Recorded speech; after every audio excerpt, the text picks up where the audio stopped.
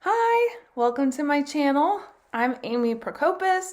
I'm the author of The Arena, a young adult sci-fi novel. I'm currently working on my second book, and I'm so happy to share all of that with you. So welcome to my channel. If you haven't already, make sure to subscribe below and follow me on all of my social medias. That will also be in the description. I post all of my writing updates along with what I'm reading at the moment, and fun giveaways and just other topics. In this video, I'm going to discuss why I decided to self-publish my book, The Arena, rather than going the traditional route. So there are sections of this video that might be kind of long, like this next section, where I really get into what made up that decision. There were a lot of factors for me, and a lot of them I think might surprise you because they're not the answers that a lot of people assume that get people into self-publishing. So I'm going to leave it at that, and we'll go ahead and get into this first topic.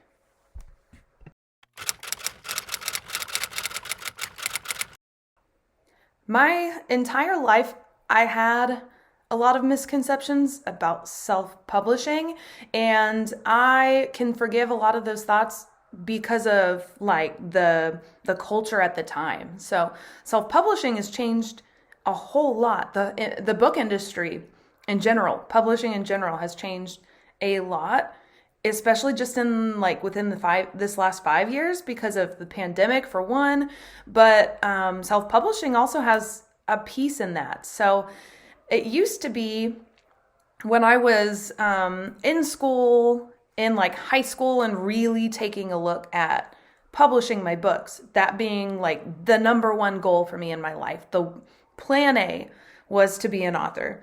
And I was going to do that by trying to publish with like Penguin or Random House. I was going to get a literary agent and do all of that stuff just like every author dreams, right?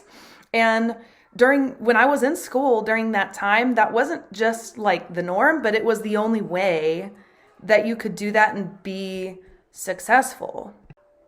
That all has changed a little bit in the scheme of things.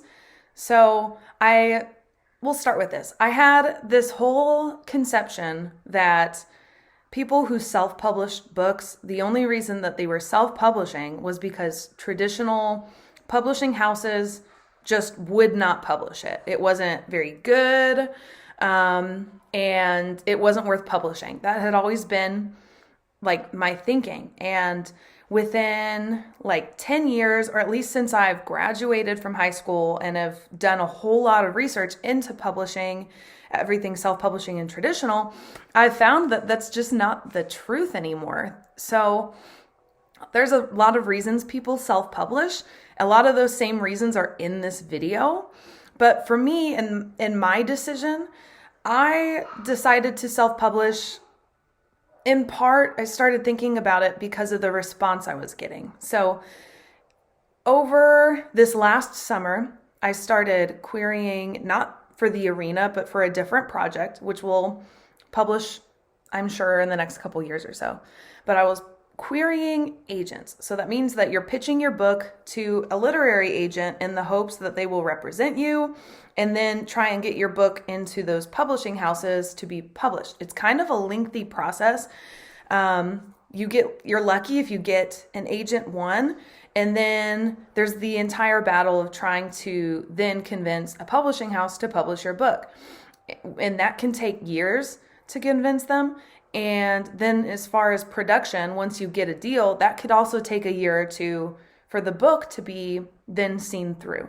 So I was working on that route. I had queried an agent, and in the past, I hadn't really gotten many responses from them. But this last summer, I got a bunch, and most of them said a lot of the same things.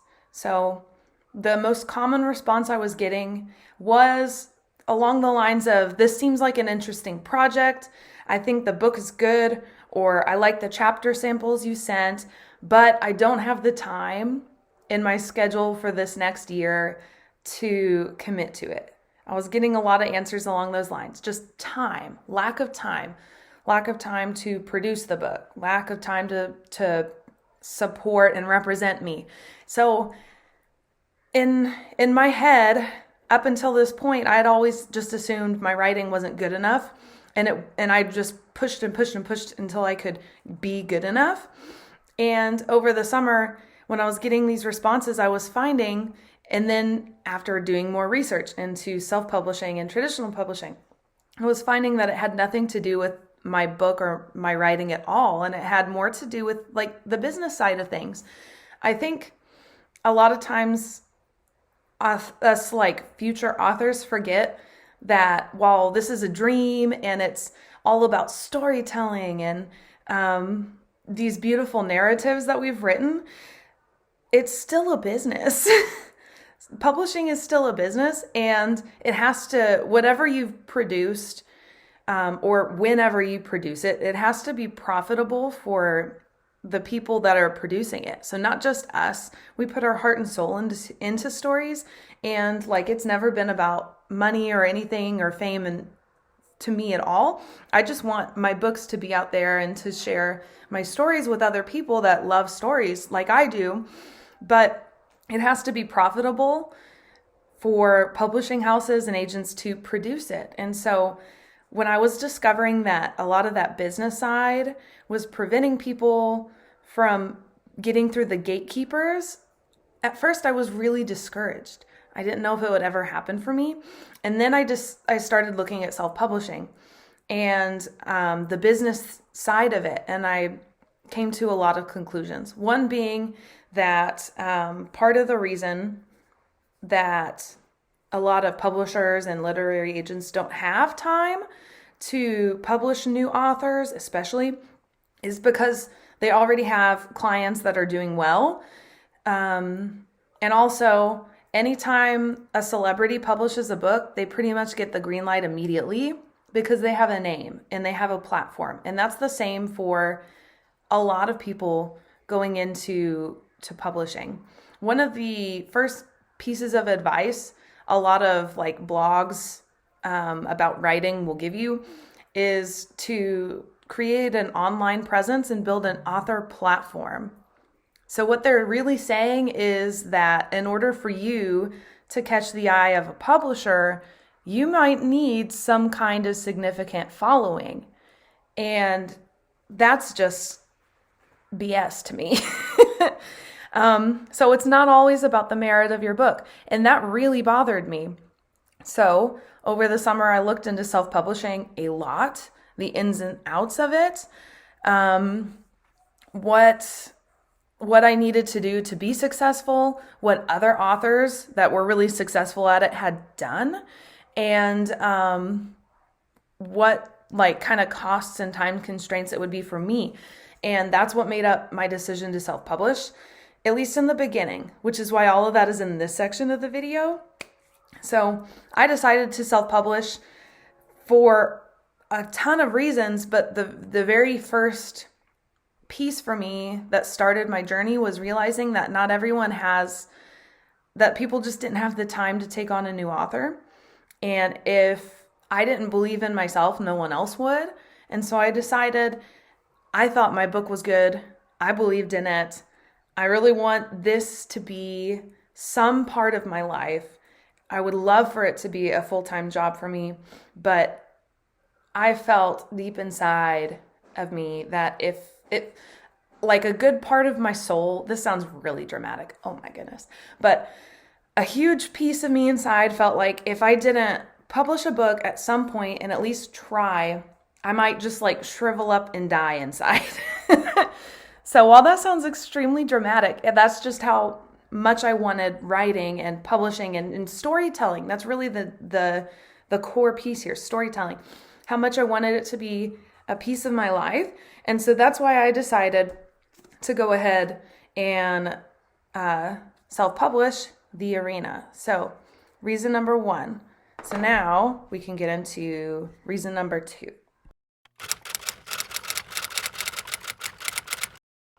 The next reason that I wanted to self-publish, or at least what I liked about the idea of self-publishing, has to do with control. So a lot of people outside of writing and everything books, a lot of people don't realize how little control authors actually have. So if you're not self-published, if you are traditionally published, so you get an agent and they get your book in one of the big 5 publishing houses and they produce and publish it. You don't really have a say unless they give you the courtesy, but you do not really get much of a say in what happens with your book after they've pitched it to a publishing house. So you might be asked to do some rewrites and you potentially could say no.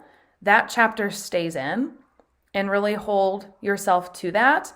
But there can be repercussions to that. Like, well, then we might not publish your book, or I think we need to put your book to another season.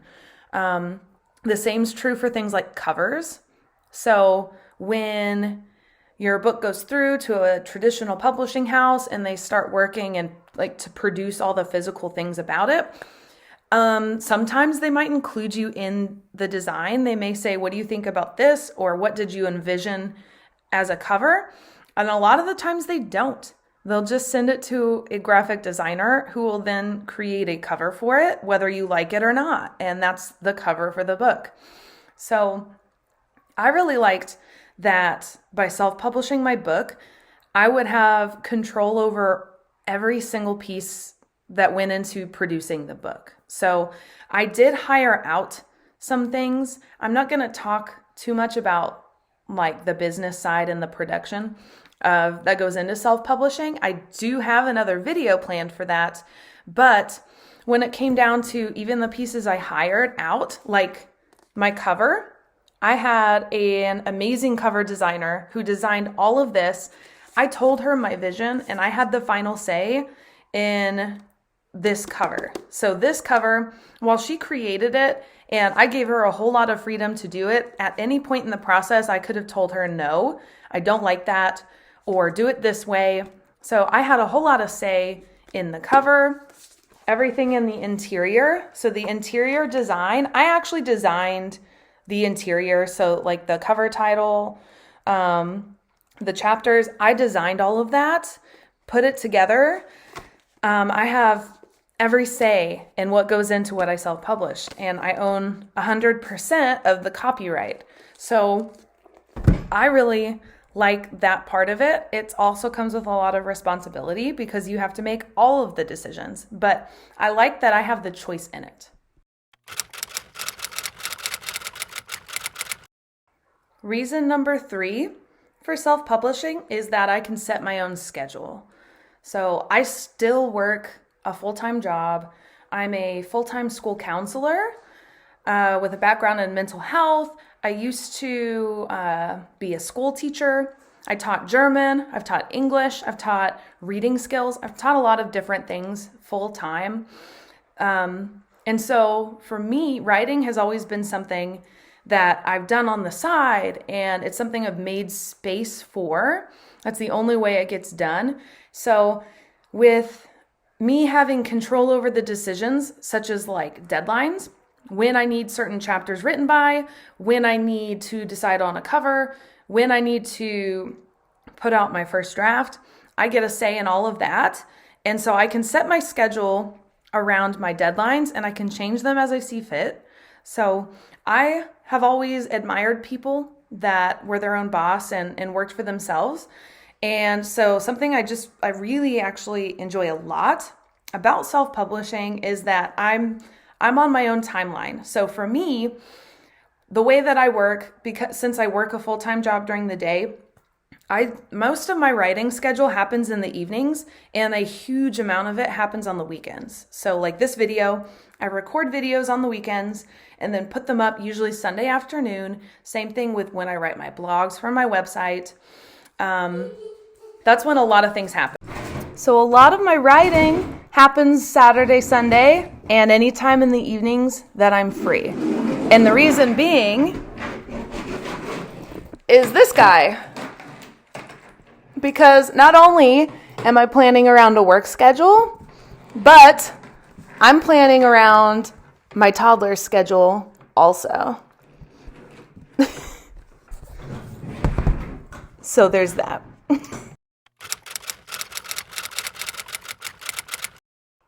I've already explained it in some of these previous clips, but number 4 is that I'm my own boss. And that's a huge selling point to me for self-publishing. I love the creative freedom that I get. I love that I can make my own financial decisions, even though maybe sometimes they could be better informed or I have to ask for more help. But I like that all the final say is on me. And this venture is 100% my own, at least in its final decisions. And I can collaborate and work with whoever I feel is the best fit for me, my brand, and the projects I'm working on.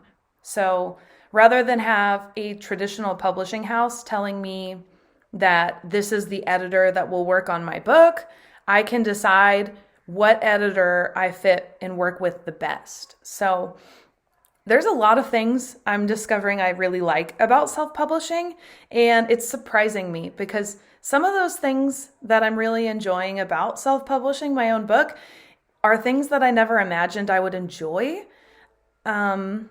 So for right now, I'm having a really good time self-publishing and being my own boss. I don't see that changing anytime soon. Who knows though? That's just life. We all grow and evolve throughout our lives. So maybe in the next 5 years, I will decide to have a traditional publishing deal. Maybe I'll get a literary agent. Maybe my platform will grow so much that I need some additional help and support. And so I'll find that the timing is right to include a traditional deal in my writing life. So who knows? But for right now, I hugely enjoy the creative freedom I get with being my own boss and being in charge of all of the decisions. So for right now, I'm really enjoying self-publishing, and I'm so glad that I went ahead and jumped into this when I did, and that I didn't continue waiting around and hoping that somebody would cut me a break and the gatekeepers would let me in. I am my own gatekeeper in self-publishing. If I think something is ready to go and I'm getting good response from like my beta readers, my editor, people who read the ARC versions of my book, then I can choose to go ahead with that. And that's a huge selling point to me.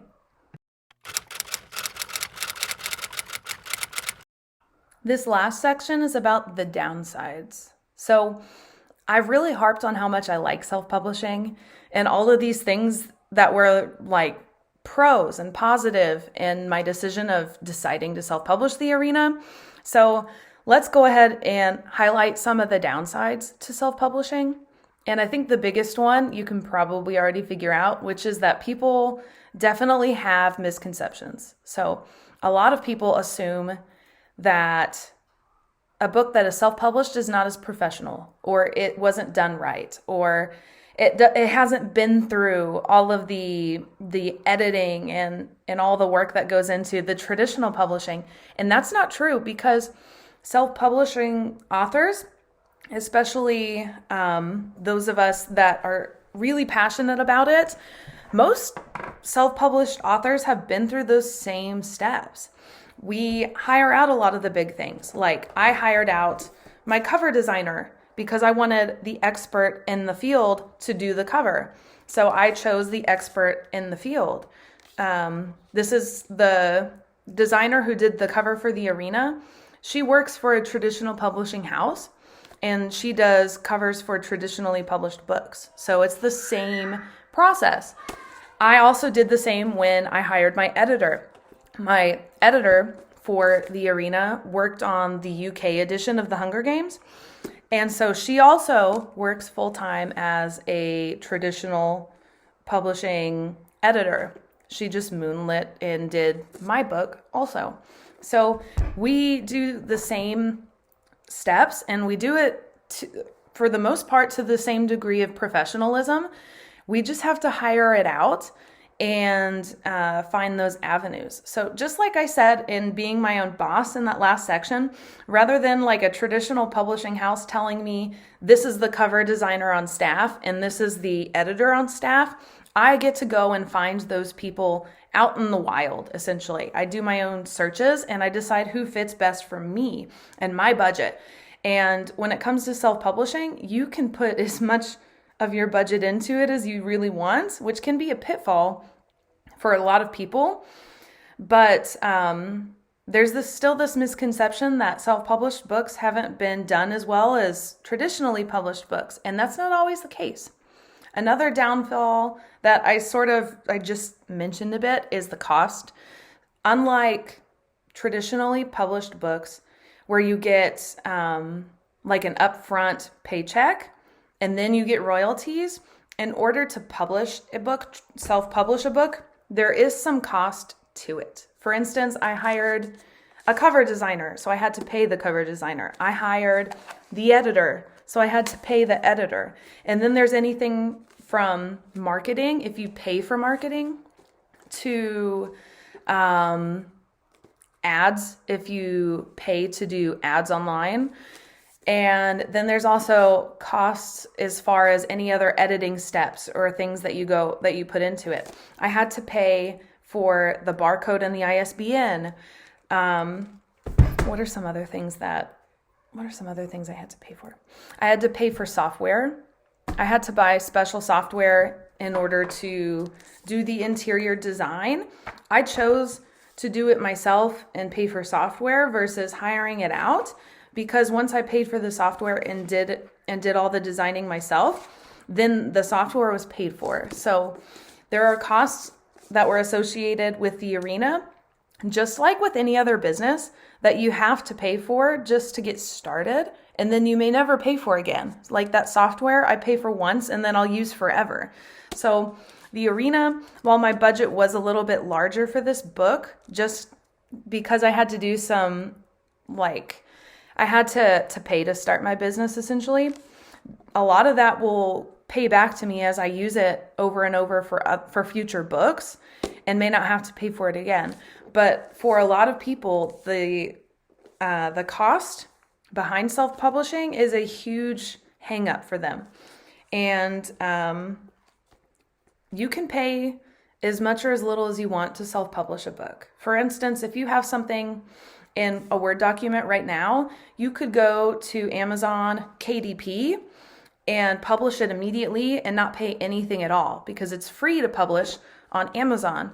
I published with Ingram Spark. There was an upload fee that I had to pay to upload the Arena just to publish on their site. However, by paying that fee and publishing with Ingram Spark, the Arena is available in other places than Amazon, which will pay off for a lot of people because it'll be available in multiple stores, and it may also be in shelves in multiple bookstores, whereas if it was through Amazon, it would just be Amazon. So there's a lot of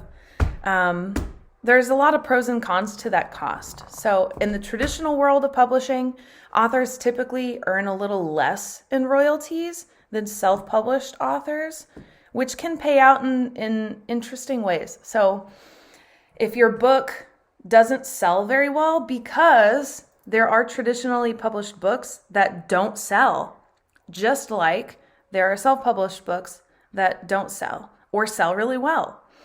If your book doesn't sell very well and you're traditionally published, then you earn a little less in those royalties than somebody who self-published their book and maybe is selling at the same rate. They earn a little more than that traditionally published author, just because of the differences in who's getting a cut in those royalties. So there's downsides and upsides to that financial aspect. One other downside is that for self-published authors, it can be quite a bit harder to get our books onto bookshelves. So our books may, since I publish through Ingram Spark, for instance, my book might be available through Barnes & Noble, and it is. You can go to Barnes & Noble right now and find it. That doesn't necessarily mean that you're going to walk into your Barnes & Noble down the road and you're going to see the Arena sitting on one of their bookshelves for sale. It might be for sale through Barnes & Noble, but whether or not they choose to keep it in stock, that's up to them. And since there are those misconceptions about self-published authors, some people will choose not to stock self-published books just because it's their opinion, or because they just assume they don't sell well, or maybe they choose to have a whole section for just self-published authors. Like maybe your local bookstore does that. A lot of bookstores in like really any state may have a section that's dedicated to books that were published by authors that live in those states. So that can be an avenue to get your book into bookstores by really, really leaning into the indie side of things and trying to start with small bookstores and grow from there. So while it can be a downside, you can kind of see that I've spun it as a marketing idea. But for a lot of self-published authors, that can be a huge hurdle in the process and really hinder some of their sales. So there's some downsides. I'm sure there's a couple others, but in my journey right now, those are the downsides that I've considered. And as you can tell, I've sort of worked through how to overcome those downsides, because that's really all it is in the scheme of things. In any business, there's going to be downsides, but you can't just accept the downsides. You have to create a plan to overcome those things or to make up for those shortcomings. There's always something you could be doing to work around them. So self-publishing, is it any better than traditional publishing? Is traditional publishing better than self-publishing? I don't think you can weigh one heavier than the other. I think they're all right here on the same scale. And I think for the individual person, that's that author being the individual person, that's where the scale might suddenly tip one direction over or the other. I don't think one is better than the other. And I think the last couple, especially with the pandemic, the last few years has really highlighted that choosing to self-publish or traditionally publish a book has nothing to do with whether this story is good or not. And it has more to do with that author and their individual decision. So take that as you will. Everyone's going to have a difference of opinion, and that's perfectly fine. So these are all just my opinions and the things that I considered in my decision. So I guess thanks for sitting through the video and following along with me. So those are my reasons. I am going to publish another video in the future about how I went about self-publishing my first book. So I'll give you some of those tidbits, the things that I did, things that I would do differently in the future, because that's a whole list. But make sure for the time being that you subscribe here on YouTube. I'm going to try to post videos every week or every other week, depending on my schedule. I post things like writing updates. We'll do some live streams, maybe a couple where you can sit and watch me write and we could discuss the process. Also, down below are the links to all of my social medias. Make sure you follow me there. I'm going to do really cool giveaways in the future, and you can reach out there and connect with me. We can talk about everything, books, the things that I'm reading, the projects I'm working on. That's where all of that will be. Also, there's my website where all the links for where you can purchase the Arena. Those are all located there, along with my blog, where I post my thoughts for each month, for instance, and everything in between. So thank you to those of you who've been following along, those of you who've subscribed to this channel and are following me elsewhere, thank you so, so much. And for those of you who have purchased The Arena and have already read it, or maybe you're in the middle of reading it, thank you so much. Make sure that you hop on Amazon and Goodreads, leave me a review, because reviews help indie authors get discovered. So thank you so much. Hope to see you in the next one. Bye.